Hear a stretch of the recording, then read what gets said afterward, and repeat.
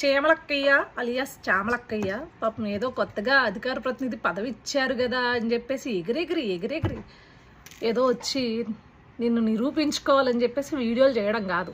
అందులో ఉన్న సబ్జెక్ట్ ఏంది, మనం మాట్లాడే దాని మీద ఎంతవరకు వ్యాలిడేషన్ ఉంటుంది అనేది కూడా చూసుకుని మాట్లాడాలి చామలక్క, లేకపోతే పరువు పోద్ది.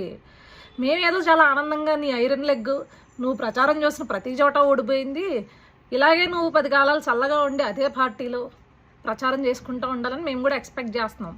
నిన్ను ఏదో టార్గెట్ చేయాలని ఎక్స్పెక్ట్ చేయట్లేదు. సరే, ఏదో అధికార ప్రతినిధి ఇచ్చిన వెంటనే పాపం ఆతృతగా వచ్చేసి నువ్వు నిరూపించుకోవాలి అని చెప్పేసి ఒక వీడియో చేసాం. అందులో ఏమన్నామంటే చీమకు కూడా బిచ్చం పెట్టని తండ్రి కొడుకులట. అదెవరో తెలుసా? నేను పుట్టి బుద్ధి ఎరిగిన దగ్గర నుంచి, నాకు రాజకీయాల గురించి తెలిసిన దగ్గర నుంచి ఏదైతే నువ్వు పార్టీలో ఉన్నావో ఆయన గారు కావచ్చు, ఆయన తండ్రి గారు కావచ్చు, గవర్నమెంట్ తరపున కాకుండా, అంటే గవర్నమెంట్లో ఏదన్నా పథకాలు కానీ పెట్టారేమో తప్పించి గవర్నమెంట్ తరపున కాకుండా ఏనాడు సొంతంగా వాళ్ళు ప్రజలకు చేసింది కానీ లేకపోతే ప్రజలకి పెట్టింది కానీ ఏనాడు ఈ రాష్ట్రంలో ఉన్న ప్రజలైతే చూసింది లేదు, కనింది లేదు, వినింది లేదు.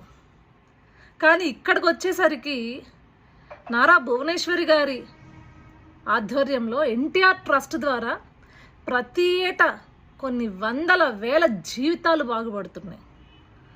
ఎన్టీఆర్ ట్రస్ట్ ద్వారా చదువు చెప్పిస్తున్నారు చదువుకోలేని పిల్లలకి.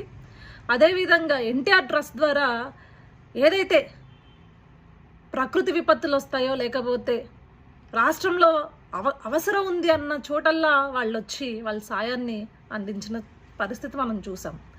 ఏదో మనకు అధికార ప్రతినిధి ఇచ్చారు, ఇష్టం వచ్చినట్లు రాజకీయాలు తెలియకపోయినా మనకి శుద్ధమైన పుట్టకతో వచ్చిన వాక్శుద్ధి ఉంది కాబట్టి మాట్లాడేస్తే జనాలు నమ్మేస్తారు అని చెప్పేసి సాగదీసుకుంటూ అచ్చ తెలుగులో మాట్లాడుతున్నట్లు కనుక ఏదో కటింగులు ఇచ్చావనుకో, ఇలానే నువ్వు ఇవ్వాలి. ఎందుకంటే నువ్వు పిట్ట కథలు చెప్పినప్పుడు 11కి వచ్చాయి, నువ్వు ఇలానే వాక్కుంటా పోతే ఇంకొకటి వస్తుంది, ఆ పక్కన 11 పక్కన 1 పోతే ఇంకొకటి వస్తుంది.